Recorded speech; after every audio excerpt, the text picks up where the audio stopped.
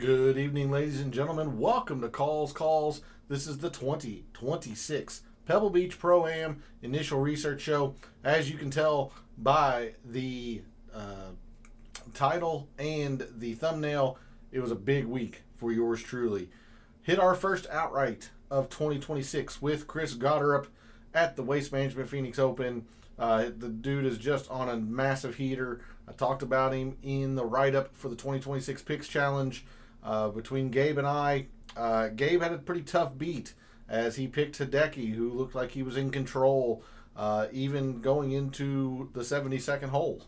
And then his driver woes ended up catching up to him. We saw that also in the playoff between him and Gotterup. So tough beat for Gabe. I myself had both Hideki and Chris Gotterup as an outright this week, so I was not too terribly concerned, considering I knew I was going to win the tournament when the playoff started. However, the wallet is feeling a lot better with the longer odds player winning. So a fantastic week for yours truly. I hope you shared in the success. I hope you had the Chris Gotterup outright. You played all the Chris Gotterup. You played all the Hideki. Played all of the Jake Knapp. That turned out to be a very, very solid play. Akshay Bhatia, all of that. So let me know how your Waste Management Phoenix Open went for you. And moving forward for the Pebble Beach, let me know everything for this tournament, how you feel about it, the Pro-Am portion, what you know of Pebble Beach. Of course, the Super Bowl is going on. So feel free to drop your thoughts and opinions on the Super Bowl in the chat as well. But we are here for the Pebble Beach Pro-Am, so let's get into it. All statistics provided tonight and every night moving forward are from both Fantasy National and the Rabbit Hole over at BetSperts. I am going to kind of go back and forth between the two now that I have found where a couple of things are located in Fantasy National with this merge that they're having. A lot of the initial research will probably be from Fantasy National, and then moving forward throughout the week, the data dive and particularly the DFS Tactics show, because I'm going to be building my models over in the Rabbit Hole, will gradually go to the Rabbit Hole throughout the week. But moving forward, both sites, both Fantasy National and the Rabbit Hole, are going to be used here at Calls, so I want to make that very, very clear to you as the viewer. Speaking of social media, my handle is in the description. If you want to check out the research that I do on the PGA Tour weekly, I try to post something every Monday regarding the tournament of the week, some course info or tournament info, patterns of previous winners and players in the field that week who also fit those patterns. I will try to have something for the Pebble Beach Pro-Am, but it's going to be very difficult with essentially only 2 years of data that I feel comfortable with, just because of the change in format to the signature event. So I'll try to have something out there tomorrow. We'll see. But normally, if you want to see the weekly research that I do on the PGA Tour, give me a follow at your preferred social media site. X is also where I place my weekly betting cards and top player usage in the DFS contests I play. If you follow me, you would have seen all of the Scotty Scheffler, the Keith Mitchell that was doing okay until Sunday where he backed up a little bit. You would have seen the Corey Connors that I played, which was really, really bad this week in DFS. You'd have seen the betting card full of Hideki and Matt McNeely and Chris Gotterup. So I had a big sweat all day today. Fortunately, things worked out in my favor, considering Siwoo Kim was up there for a little while, Matt Fitzpatrick, all of that. So you want to see the players that I'm wagering with my own money and the players I'm using most often in my lineups, give me a follow over at X. And then lastly, for social media, Gabe's handle is in the description. He writes a great article called The Fringe.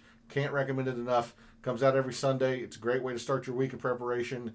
And then by subscribing to his article, you're going to get his deluxe version, which comes out every Wednesday, early on Wednesday. Has his top plays, his top values, projected ownerships, all of that. Gabe had a fantastic week with regards to the Waste Management Phoenix Open. Again, just a very tough beat on his end, considering he picked Hideki Matsuyama to win. Just gets clipped in the playoff. But I am sure he is holding on to his lead early on in the 2026 Picks Challenge. So you really are missing out if you're not subscribed to his article. And go show him some support. Follow him on over social media, because that's where we put our detailed write-ups for the 2026 Picks Challenge that I just alluded to. Lastly, for this intro, we're live. Chat's open. Want to hear from you all. Again, any success from the Waste Management, please put it in chat. I would love to shout out members of the community who have success. How is the Super Bowl going for you? Have you hit a square? Any other wagers that you've put on the game? How's that going? And then moving forward for the Pebble Beach, who's your early favorite? How do you think the course is going to play? Anything and everything. Pebble Beach, put your thoughts and opinions into the chat. If you're not able to catch the show live, put your thoughts and opinions into the comments. I'll always get to those as well. So let's get into it. Let's do our initial research for the 2026 Pebble Beach Pro-Am. And we're going to start, as we always do, on a Sunday night over at the GCSAA Tournament Fact Sheet, as soon as I can get my chair situated where I want it. We are at famed Pebble Beach Golf Links on the Monterey Peninsula. This tournament has changed a little bit over the years. Let me center this camera just slightly, and let me know if this text is too small. I can zoom in on it essentially, but I've zoomed out to make sure you can read all of the notes, because as I zoom in, it'll get cut off. Maybe that's not too bad. How about that? As I said, we are at famed Pebble Beach Golf Links for the AT&T Pebble Beach Pro-Am. Just like the American Express, this has a significant Pro-Am portion to the tournament. Now, it used to be much like the American Express, where the amateurs would play 3 rounds on a 3-course rotation, and then the top 25 teams of professional and amateurs would play on Sunday. That has been scrapped. You see now there is only a 2-course rotation. So Monterey Country Club, I believe is what it was called, Monterey Peninsula, is no longer being played in this rotation. This is just Pebble Beach and Spyglass Hill. Spyglass Hill has been a consistent consistent course in this tournament. They have just dropped Monterey Country Club. So we are only looking at 2 courses. Fortunately, they are very, very similar, so we're not going to have to worry too much like we do at the Farmers, with Torrey Pines South being pretty drastically different than Torrey Pines North. These 2 courses are pretty darn similar, so we'll be able to build a model for both courses in mind, even though we're mostly focused on Pebble Beach. As I was saying, this has a significant Pro-Am portion to the tournament. However, that has changed as well. The amateurs are only going to play Thursday and Friday, meaning they're going to spend 1 day on Pebble Beach, 1 day on Spyglass Hill, and then the 80 professionals will only play Saturday, or only the professionals will play Saturday and Sunday. This is a signature event, our first signature event of the year. So this means this is a no-cut event. So all 80 players who are in the field this week, unless they withdraw, will earn FedEx points and money and all of that. So this changes our strategy a little bit in terms of DFS moving forward this week. So keep that in mind. This is a no-cut event. But speaking on Pebble Beach, it was originally designed by Jack Neville and Douglas Grant way back in 1919, was renovated almost immediately in 1927, and then Jack Nicklaus came in and renovated in 1999, most famously adjusting the par 3 fifth. A lot of that green was renovated, and then most recently renovated by Arnold Palmer in preparation for the U.S. Open that was played at Pebble Beach. I believe that was 2019. It might have been 2018. I get my years a little bit mixed up, but most recently renovated then. Pebble Beach is a very short, less than 7,000 yard standard traditional par 72, meaning 4 par 3s, 4 par 5s. So this is by par, I believe, the shortest or second shortest course on the PGA Tour. In terms of total yardage, it is the second shortest. Only Port Royal, the host of the Bermuda Championship, is shorter. That is played in the fall, but I believe that's a par 71. So this very well may be the shortest course by par on tour. Good evening, Echoes. Thanks for jumping in chat. Very much appreciated. Let's go. I want to make some money this week. Well, hopefully you had a lot of success for the Waste Management. You followed in my footsteps in the Chris Goddard outright, so that feels pretty darn good to get the monkey off my back, if you will. Get off the schneid of 2026, hitting a winner in the first month of the first month of the season, essentially. I know we're in February, but only the fourth tournament, so feels good to get that win under the belt. And I'm going to try and keep the momentum this week. Try not to give it all back for the Pebble Beach Pro-Am. Hopefully you had a decent week. Even if you didn't have the outright on Goddard, hopefully you played Goddard, you played Hideki, played Jake Knapp, all of these players that played very well this past week. But it is good to see you in chat. Much appreciated this evening. Very short course here at Pebble Beach. But the other distinguishing feature of Pebble Beach these are the smallest greens on tour. Tiniest greens on tour, 3,500 square feet on average. Just tiny, tiny greens. They will not get hit very often, especially when the wind is up, which is very common since this sits on the coast, on the Pacific Ocean, overlooking the ocean. Several famous holes here. Probably the most famous, the par 3, very short par 3, elevated tee. You also have the par 5 18th that meanders along the coastline. So, a couple of very, very scenic, very famous holes here. Some other things to know about Pebble Beach is that these greens, much like we saw at Torrey Pines, are pure Poa annua. So we're going to be looking at a lot of putting like we did at Torrey Pines. Torrey Pines, Pebble Beach, and Riviera, what will be next week, are the pure Poa annua putting, at least early in the calendar year. So we'll take a lot of look at Poa annua putting, and then throughout the rest of the course is a mixture of rye and Poa annua. The rough is generally kept 2 to 3 inches. This is probably average to maybe long, unless they let it grow out a little bit in terms of length, but generally has not been overly penalizing. The tiny greens are punishing enough, if you will, especially since there's a decent amount of undulation and slope to them. They are very slow greens, generally pretty receptive as well, but the size of the greens makes it to where you don't really need a whole lot of rough to make it a challenge. Some other things to note about Pebble Beach. Decent amount of fairway, and these fairways are fairly wide for the most part.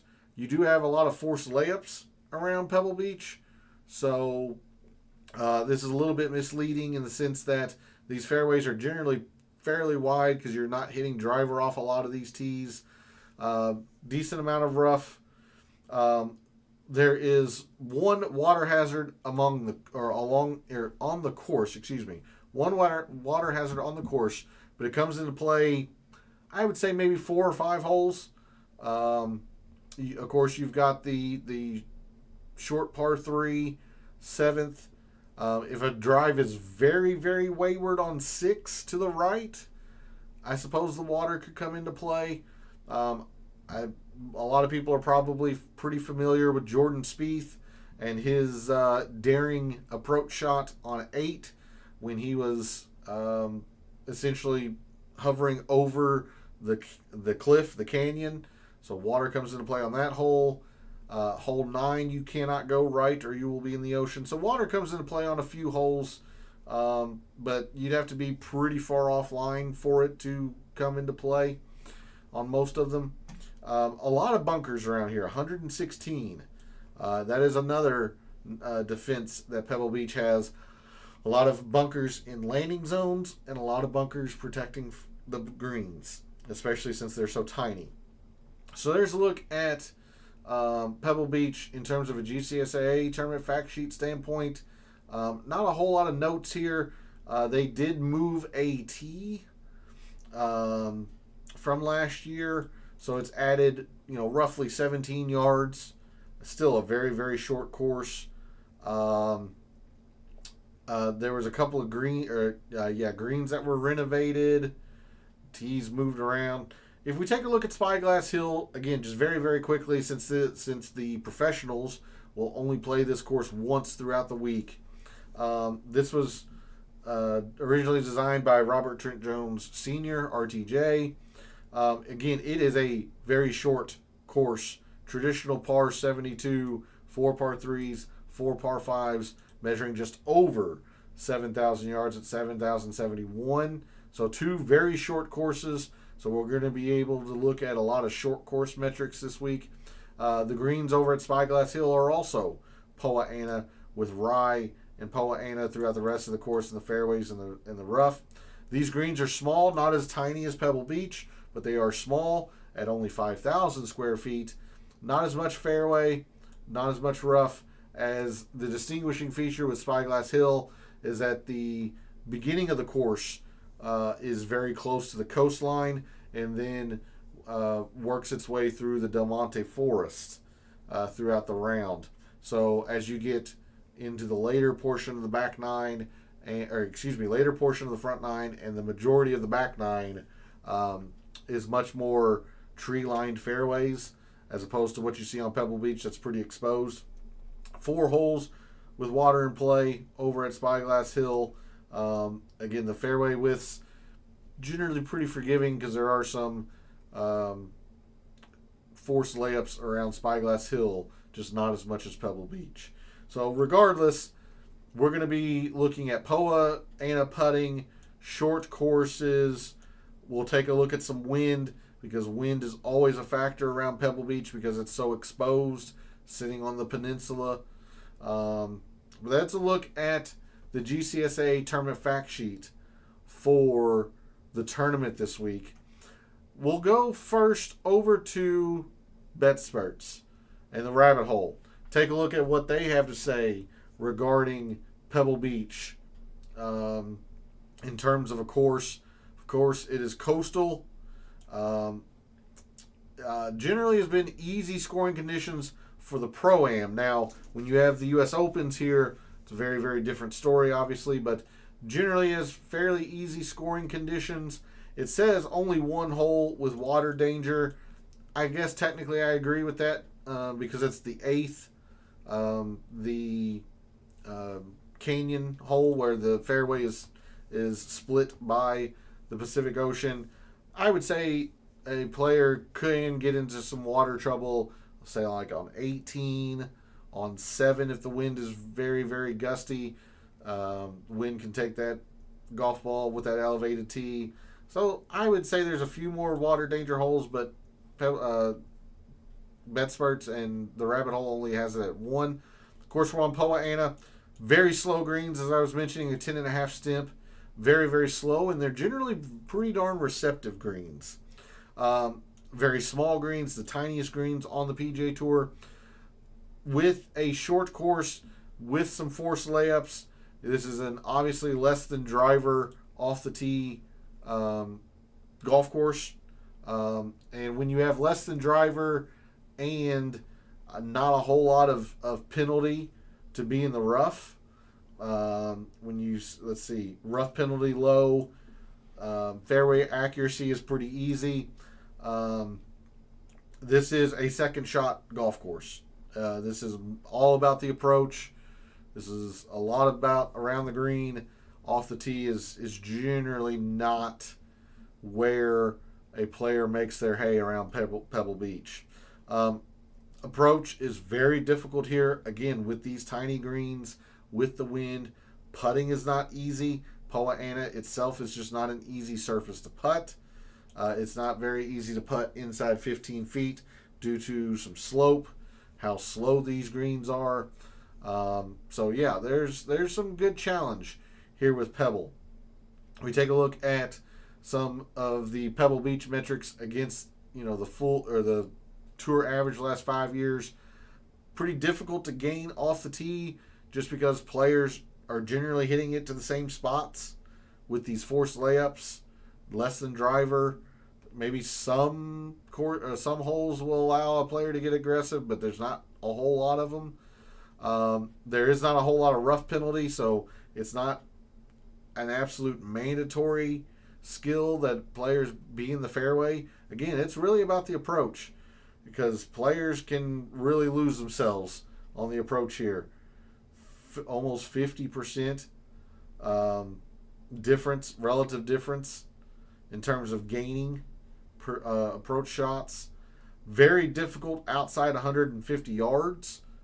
Again, tiny greens, wind, all that contributes.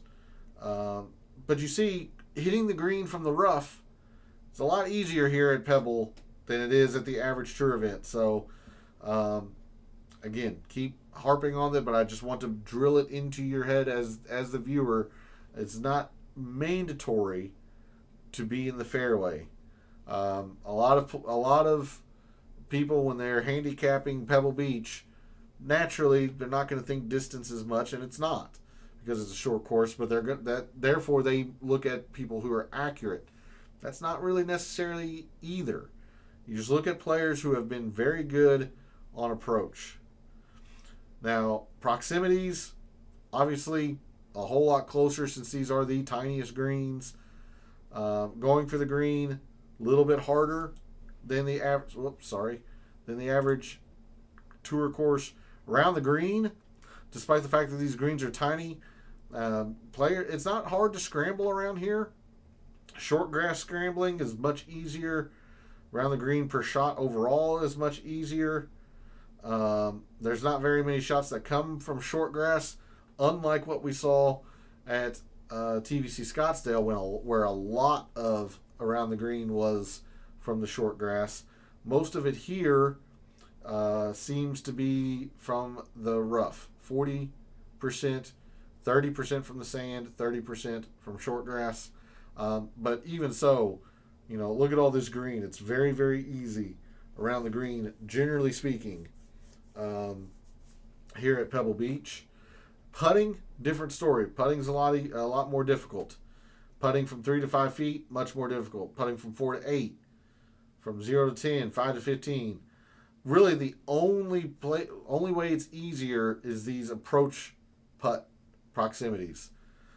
So we might want to look at some 3-putt avoidance because 3-putt percentage is a little bit higher here, despite these greens being so tiny. There's just a lot of slope around a lot of the hole locations here. And then if we look at approach shot ranges, you've got a fair amount from 100 to 150 and 50 to 100.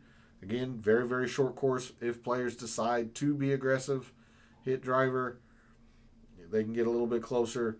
There's not a whole lot of long par fours. And that's why you see a relative lack of approach shots coming from 150 to 200. Rory is our defending champion. And don't forget, in your research, Wyndham Clark, winner in 2024, this was 3 rounds. They canceled the 4th round due to massive amounts of wind and rain. So there's a look at what the rabbit hole talks about in terms of Pebble Beach and its course overview. We'll go now over to Fantasy National, take a look at the Pebble Beach golf links in terms of a scorecard and graphical view. A lot of times I like to see where par falls on a course, gives you a rough idea on how difficult it plays. Looks like par here is on the 10th most difficult hole, which would signify it's about average which is interesting because Pebble Beach, or excuse me, the Rabbit Hole listed this as easy. If we look, last couple of years when it's been a signature event, yeah, it's been more easy than average. Especially last year, it was very easy until round 3 when it was average. But you had some rounds where it was difficult when it was a full field event, particularly Spyglass. Spyglass can get very difficult, especially with the wind picked up. So Spyglass can play difficult. Pebble can get difficult, obviously, with the wind. So, but when you have generally speaking, the best players on the PGA Tour playing a course, scoring is going to get a little bit better. I don't know if I would call it, easy. It definitely isn't a birdie fest. But I don't think it's... I don't know if it's going to be up to average either. You see Rory, winner last year, defending champion, 21 under. And then Wyndham Clark got to 17 through 3 rounds. So he would have probably been, on pace for 21 to 22 under. And then we go back too far. And the last time it was a full field event, Justin Rose wins at 18. So you're still going to have to get a decent amount of birdies to contend here, just like the Waste Management. The best scoring opportunities, as you would expect, are the par 5s here at Pebble Beach, including the very easy par 5 second. Plays to a half a shot under par. Yields an eagle almost 5% of the time. The par 5 sixth, uphill with the big, I believe it's a cypress tree on the right. Plays to 4/10 of a shot under par. The par 5 18th, not as easy, only 800ths. And then the other par 5 actually played over par because it's all uphill with a very severely sloped green. There are a couple of drivable par 4s here at Pebble Beach, including the par 4 fourth. Plays to a 10th of a shot under par. You got the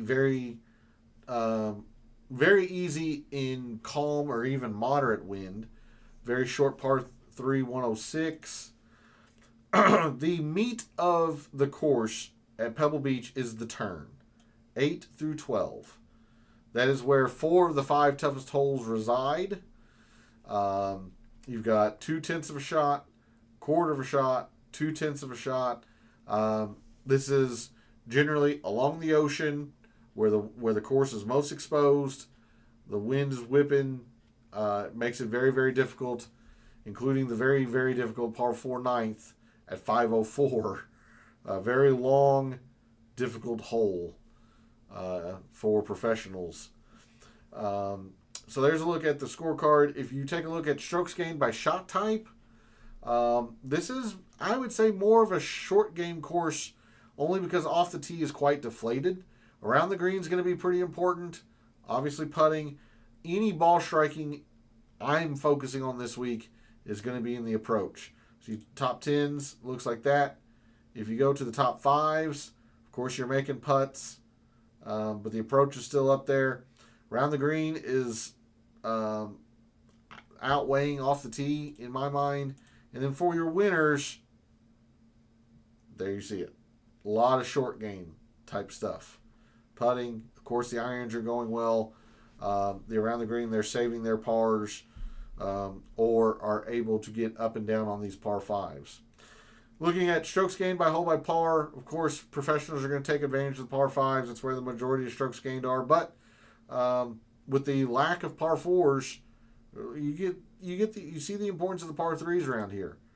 For your top 5s, par 4s start to take a little bit more precedence, and then the par 5s, your winners are probably eagling 1 or 2 of them. Hole composition, good mix of par 3s.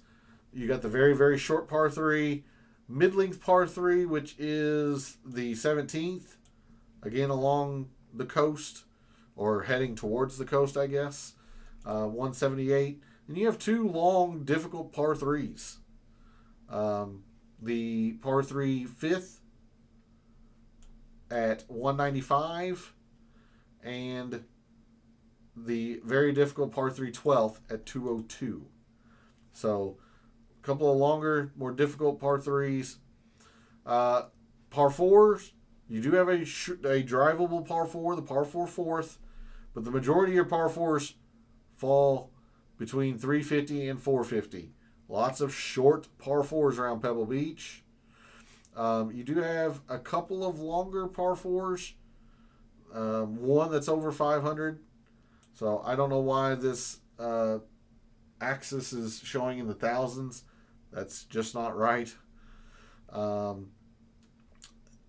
yeah, a couple of good mix of par 3s. Lots of short par 4s is what we're looking at. And then the par 5s are pretty darn short as well. 543, 580 is the longest one, 523 and 516. So a lot of short par 5s around Pebble. And Spyglass, if we just wanted to take a quick look at Spyglass, it's much the same. Very easy unless the wind picks up. Because there are a couple of holes that will come up and bite you. Quarter of a shot, close to a quarter of a shot, 2/10, quarter of a shot. Now, the par 5s, absolutely gettable. Almost a third of a shot, 4/10, 2/10. That's the drivable par 4 on Spyglass. So, easy course unless the wind is really whipping. But there's a hole composition for Spyglass. Good mix of par 3s. Lots of short par 4s. The longest par 4 you have over at Spyglass, I believe, is 476. You got a 460. Yeah. So lots of shorter par 4s. And then the par 5s, a little bit longer than over at Pebble Beach. Moving back to Pebble Beach there. Looking at cut line, we don't really have to worry about that, but it gives you an idea of how easy the tournament was. Again, remember, this was a 3-day cut. So you're averaging basically 2 under per day. It's right on the border of average and easy. Driving accuracy around here, very easy. Professionals are clubbing down, as you can see with the average distance as well. Players are clubbing down, meaning the fairway gets a little bit wider for them. Just very easy to hit fairways. That's why I'm not a big proponent of looking at accuracy off the tee this week. It's just not that big of a deal. Green regulation percentage, much lower.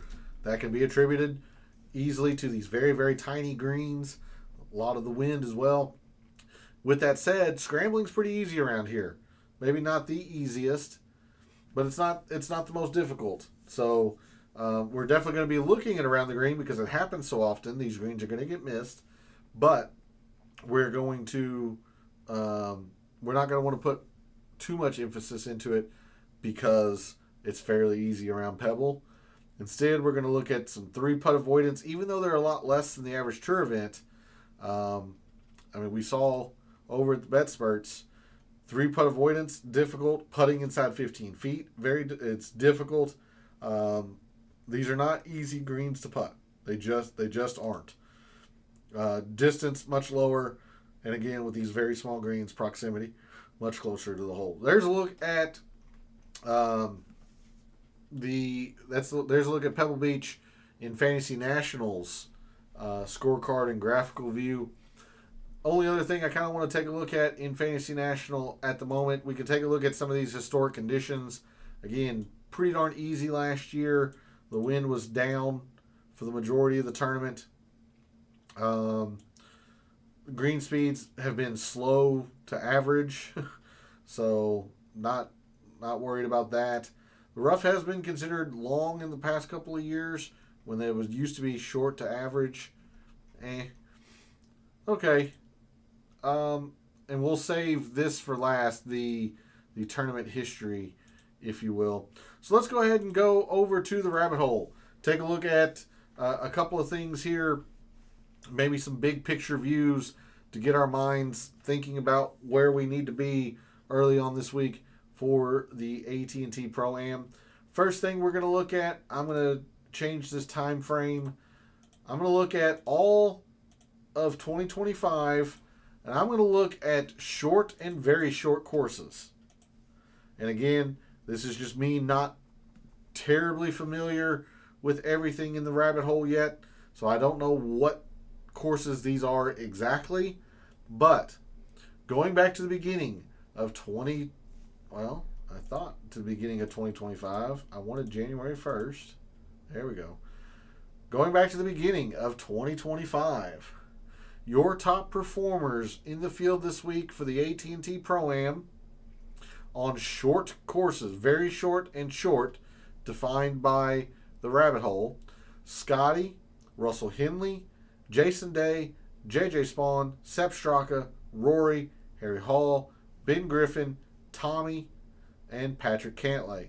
So the two big players that are debuting essentially this week on the PGA Tour. They have been playing worldwide, but we haven't seen them on the PGA Tour yet. Rory and Tommy Fleetwood. I believe every other player that is in the field has played at least one tournament in 2026. Just to get an idea of what some of these courses are here. Obviously, the American Express from a couple weeks ago, very, very short. Sony is short. So for Russell Henley, he played the Sony, he played Pebble Beach. Cognizant, which used to be the Honda, that is a short but very difficult course.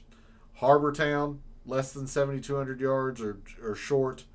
Truist, which was the event that was played not at Quail Hollow, because Quail Hollow was getting prepared for the PGA last year.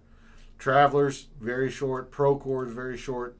Okay, I don't have a problem with any of those. I'm just not familiar with the course that the Truist was played at last year.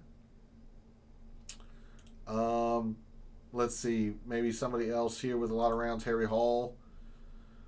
What are we looking at for him? Cognizant, Travelers, Wyndham. Absolutely very short course. Sony, American Express. Okay. So there's a look at your top performers on short courses going back to last year. If we remove those filters, and let's take a look at comp courses. So the rabbit hole is saying that Waialae, which I would agree with, short, coastal, just like Pebble Beach. Harbor Town, very short, coastal. Colonial, I don't think I would include as a comparison course, in the sense that this is very short, but it's very difficult. Off the tee can matter a little bit there. I don't like Colonial all that much. Port Royal works. Sea Island works. TPC Southwind, I don't like as much. That's the host of the St. Jude. Riviera, I guess we can keep. I got off El Camaleon. That's where the old Mayakoba used to be played, which I understand what they're saying. It's coastal, short, but it was very, very easy, and it was past Palom. I don't like that comparison. I guess we can keep Riviera only because of the POA, but it doesn't really... I'm not too keen on that. So if we look at just those courses, I'll take us back to 2024. Your top performers at what I would deem good comparison courses for Pebble Beach: Patrick Cantlay, JT Poston, Scotty, Russell Henley, Matt McNeely, Andrew Novak, Hideki, Ben Griffin, Max McGreevy, and Sepp Straka. Okay. Let me go back to 2025. Let's see, is there anything else in here? Yeah, let's take a look at when approach is difficult and very difficult. I kind of like that. And of course, we'll take a look at some other things here, but when gaining strokes on approach has been very difficult going back to the beginning of last year. Top performers: Scotty, Rory, Tommy Fleetwood, Russell Henley, Corey Connors, Sepp Straka, JJ Spawn, Xander, Alex Smalley, and Bud Colley. Okay. Only other thing I want to look at here, just because it is very, very prevalent for coastal courses. It's just outside of your view here. I'm going to click on moderate and windy down here in the bottom left. You can kind of see the light average, but I'm going to click moderate and windy. Your top performers in the field this week, going back to the beginning of last year, in moderate and windy conditions: Scotty, Rory, Harry Hall, Tommy Fleetwood, Chris Goddard, Corey Connors, Shane Lowry, Ryan Gerard, Keegan, and Sepp Straka. All right, let's take a look at a couple of specifics here. I'm going to bring us to the beginning of 2026. Let's remove the moderate and windy filters. Your top approach players in the field this week at the Pebble Beach Pro-Am in 2026. Siwoo, who's been just absolutely fantastic. And note that the waste management's not in here yet, so he's just going to get better. So top approach players in 2026 so far, that's in the field this week: Siwoo, Russell Henley, Corey Connors, Justin Rose, JT Poston, Hideki, Jason Day, Ryan Gerard, Patrick Rogers, and Andrew Novak. Your top 10 iron players so far. We're looking around the green just as a big picture view: JJ Spawn, Ben Griffin, Sahith Theegala, Brian Campbell, Sami Valimaki, Hideki, Nick Taylor, Ryo Hitsatsune, Pearson Coody, and Bud Colley. And then I will go all the way back to the beginning of 2022, because we're going to look for Pebble Beach. We will look for Riviera. I will click Spyglass Hill, even though we don't get putting data for there. It's still a course with Poa-annua. And, of course, Torrey Pines South. Your top putters the past 4+ years, maybe 5 years, on Poa-annua greens in the field this week: Adam Schenk, Pearson Coody, Denny McCarthy, Harris English, Mav McNeely, Andrew Novak, Sahith Theegala, Justin Rose, Matt McCarty, and Sami Valimaki. Other things we can take a quick look at. Let's do approach proximity from these two ranges, 50 to 150. We saw that down here, that majority of your approach shots around Pebble Beach are really 100 to 150, but 50 to 100 is quite a big difference as well if players decide to get aggressive. So players like Corey Connors has been very good to start 2026. Minwoo Lee, Siwoo, Sam Burns, Ricky, Jason Day, Russell Henley. About your best. Yeah. So give those players a decent upgrade. Around the green. No, let's look at some more putting. Now I have to bring in the let's see, 3-putt avoidance. Yeah. I'll have to go back to the same time frame and bring in the courses that we were looking at. So Pebble Beach, Riv, Spyglass, and Torrey South. Your best 3-putt avoiders on Poa-annua, going back to the beginning of 2022. Matt McCarty, Marco Pinge. It's just one round, so be very mindful of that.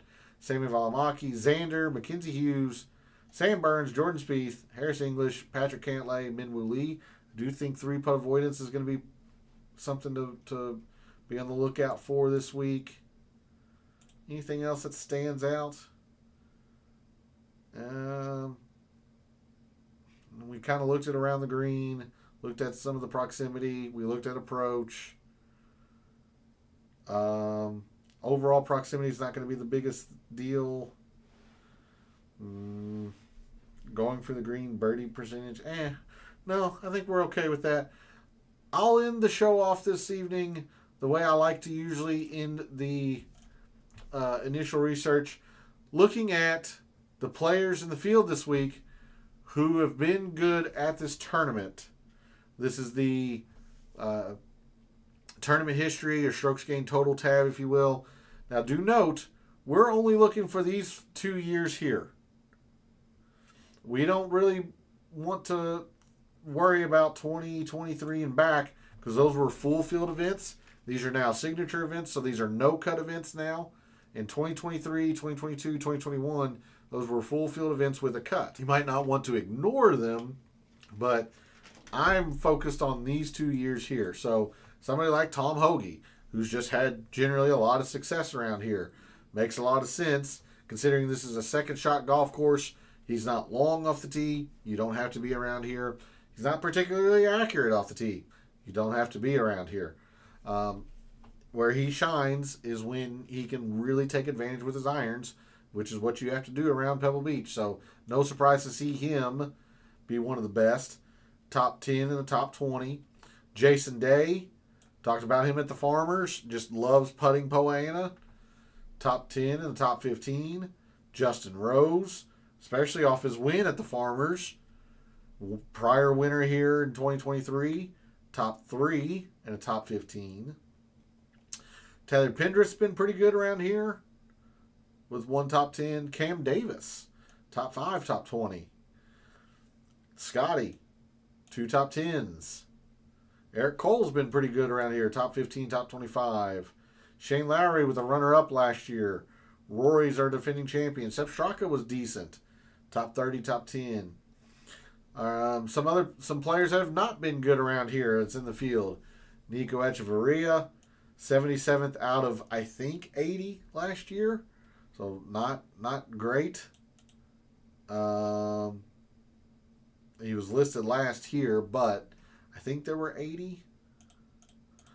Harris English has been horrendous in 2 tries here. Cameron Young has been horrendous in 2 tries here. Ben Griffin, horrendous in 2 tries. Technically 3 tries here. Other players that have not been good. Ricky, not been good the past 2 years here. Hideki has not been very good the past 2 years here. Connors has struggled. Mackenzie Hughes has struggled, which is a little surprising considering all of the around the green emphasis that might be placed here, but he has really struggled. Davis Thompson's 1 time.